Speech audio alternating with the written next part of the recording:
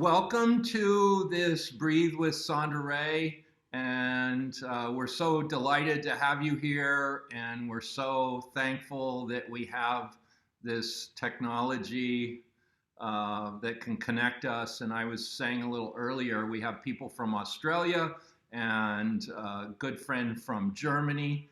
So that range is like all over the world, Yeah, there's literally. more coming now. Hi, Sam. Hi, Sam. Good to see you. And when I send out the email, I usually put a little bit of a blurb there that we're going to speak a few minutes about something. And I think I put in there conflict free relationships. And then I said to Sandra, this morning, hey, we're supposed to talk about conflict free relationships. She says, well, I didn't know that. You forgot to tell me. And can you not do that again? And we were having a little conflict about it. Not really. Not really. Not really, but anyhow. That was funny, so though. It was a little funny. And yeah, so we just agreed to have no conflict. We just said we want a conflict-free relationship. And so we kind of made this formal agreement, and Sandra says, oh, I'm so glad you're saying that because I meditated on having deep ease, which essentially is the same thing. When you're in a state of ease, you're having no conflict. So we made it through an agreement. And I think that's what people need to do.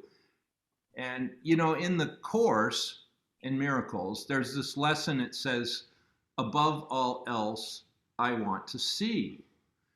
And then above all else, I want to see things differently. Those are very important lessons because it's a statement of an intention. It's like, what do you value above all else, right? So that's what it's asking you. Above all else, I want to see. Well, then you have to say, well, what is it I want to see?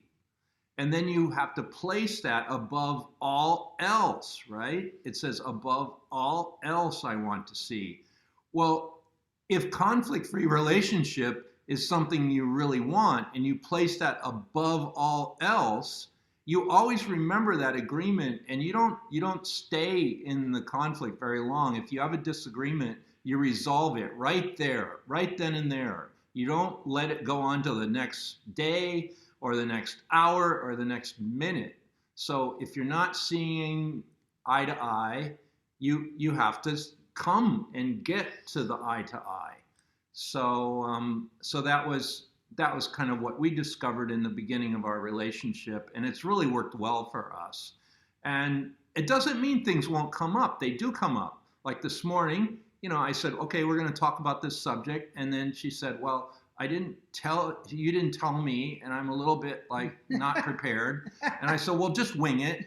And then I said, well, I can't because I handle so much internet stuff, right? And I had this conversation because I handle the emails and the MailChimp and the da-da-da and the website and blah, blah, blah. I can't always tell you everything that I'm putting up there. So we talked it out, and then we arrived at kind of this harmonious state, and here we are. And now Sandra Ray can wing it on what she thinks is a conflict-free relationship. Yeah, and after he said that, I thought, what new comes to my mind about that subject? I've written a lot about that subject in my books, which you've probably read, and I thought, what new comes to my mind on that subject? And what came in my mind is that underneath it all, you need to have a freedom from anger, period. You need to have an anger-free life, anger-free body, and anger-free mind, and so on, because then you don't make up stuff to have a conflict. If you have anger inside of you, the tendency is to make up some disagreement so you can discharge your anger. And if you don't have anger, period, it's so easy to have a relationship. So I would say now I need to stress that more in my writings and my teachings, is one should work on being completely free of anger. Then you won't even need to make up conflicts. Another thing I thought of is that what's required is this ability to let go. Like this morning, I had, I didn't know we were going to do that today. And then I just had to let it go. And so that's what we do. We just let it go. And, it's interesting. We were in the car with Marcus's brother-in-law one day, and I said to him, I noticed that you and Carol, which is his sister, you get along so well, and you never seem upset. You never seem to have upsets. And what's the secret of your marriage? What would you say? Because I always am doing research on relationships. And what did he say? You just let go, didn't he? Yeah, you just let go. Let go, he said. That's the secret. When things come up, you just let go. That was his answer. Let go. And I thought, wow, that's really a good answer. I once had a fit of jealousy, and this was a long time ago at the beginning of rebirthing. I was young. I was, not very enlightened. And some girlfriend of mine went after my boyfriend, and I just couldn't believe it.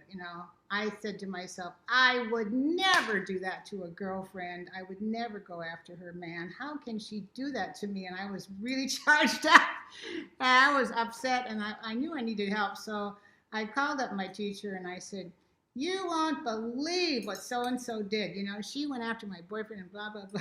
This is so long ago. It's just kind of funny. It's coming in my mind. And I went on and on and on, and I was in my upset.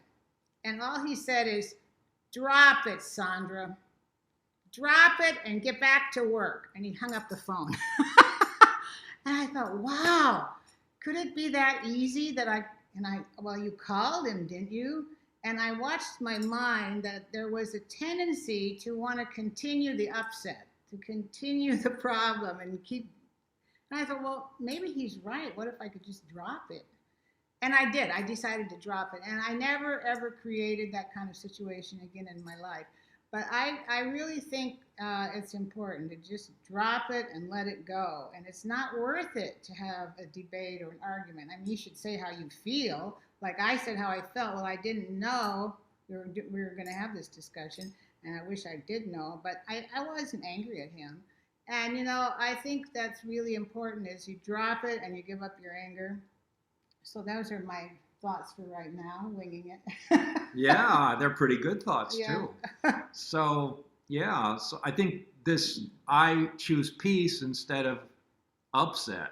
That's something we all have to practice. Would you rather have the upset or would you rather have the peace? Would you rather have the peace or would you rather be right? Mm-hmm. Those are kind of always going on in there in our thought process. So I think as breath workers, we're always watching our mind, right? It's our version of mindfulness is breathing and seeing what comes up and then responding to our daily life and seeing what comes up, and then whatever comes up, we breathe it out. So, I mean, what better modality could you have than this kind of, some people ask in their intention for clarity. Well, breath work is the means for clarity, so we're so delighted to be in this time on earth and it seems like breath work is just flowering everywhere. Like Dan Burley said, breath workers are popping up like mushrooms everywhere, so I mean, it's great. And we have this friend who's on TikTok, and we trained her years ago, and she's actually, you probably know her, Sarah, Kamala Fleck, and she has Kimmy Fleck, and she goes by Kamala, and she has this great TikTok site for breath work, and I was just so impressed when I saw it. So that's it. Like, you want joy or do you want to be upset? And it's all in your hands. It's all in your hands. It's a decision you make. And this is the key to no conflict. It's a decision you make. You make the decision and then you stick with it. You want peace above all else. And you don't want feeling bad from conflict. And that's your daily practice. And the other thing is, you've probably known this if you've taken the LRT, but some of you haven't taken the Loving Relationships training. We always teach this method of conflict resolution called going for the highest spiritual thought. And it's so automatic for us that we just practice it all the time. So I'm just going to review it for some of you that are new. And so the old way is each person thinks they're right, and they put the problem between them, and then they kind of fight it out, and who's ever the most controlling beats the other one down. And that absolutely doesn't work. you might have a problem you disagree on. So you put the problem out here and you both look at it together. And then you say, well, what is the highest spiritual thought we could have for a solution? And the first thing you want to do is go for solution. The problem is people don't do that. They don't go for solution. They want to keep the argument going, and the ego gets a lot of juice by doing that. So first thing is you both decide you want a solution, and you both give up the need to be right, okay? And you both want to go for the solution. So you say, okay, what is the highest spiritual thought we could have on this? We disagree on these points. Let's see if we can come up with another thought besides the ones we have. So, and each of you try to figure out, well, maybe the highest thought is this. And then he might have another thought, and I might have another thought. And it doesn't matter who gets the highest thought. If he gets the highest thought, then I let go and go up to his thought. If I get the highest thought, he lets go and goes up to my thought. And the highest thought is more important than who gets it. Your 6-year-old child could actually get the highest thought if they're listening, you know. It could come from anywhere. And then everybody drops their position. And the highest thought is going to be the most positive you can come up with, the most loving you can come up with, the most productive you can come up with, and it feels the best in your body. And it has to be a thought you both agree on. So you keep going till you get this high thought, which may be way beyond the thoughts you were arguing about, you know. And this game, we play it all the time, and it really prevents conflict, and everybody should practice it. And I teach that in all seminars. Babaji gave me this. I said, Babaji, if you want me to teach relationships, you better teach me the best method of conflict resolution. And that's what he gave me. So that's directly from Babaji. And I have never seen anything that works better than the highest spiritual thought game. And it's fun because it's a game. And you just have to be willing to drop your position, and you both have to drop the need to be right. And, you know, I always tell the story about in Florida at the space station, the scientists were putting up a satellite. This is a true story. And they were all disagreeing on some point. And one scientist stood up and he said, "This is not working. I'm calling a break." Now, that was the highest thought at the time. So everybody agreed it wasn't working. So they called a break. And he walked 2 blocks down to the local school, and he actually went into a room of 5th graders because he understood that children can channel high thoughts. They're very tapped in. So he said, here's the problem we're having over here at the space station. Any of you kids know the solution? And one kid says, oh yeah, I know. And he just channeled the right thought. And the scientist said, well, that's it. And then he goes back and he tells the other scientists what this kid had said, and they all agreed. And they all dropped their position, and that was the solution. So never underestimate your children may give you the highest thought because they're gifted channels, you know, and the children coming in now are a very high frequency, and you should listen to them. And, you know, children are your gurus. So a lot of you already are practicing the highest thought game, and you know what I'm talking about, but a few of you are new. So that I just wanted to share. So here we are. I had to get off it and go to a higher thought around TikTok, because when we first looked into it, it looked so like not our style. But then we saw this breath worker who had these fantastic things on there. And plus, Sandra gave me this article about how, you know, if we want to reach the younger generation, you know, you have to hang out where they hang out. And that's a lot of them are hanging out on TikTok now. So I got off it. I went to the highest thought, and now we're launched. But let's get into the breath work now. Yeah. Some of you have never had a session.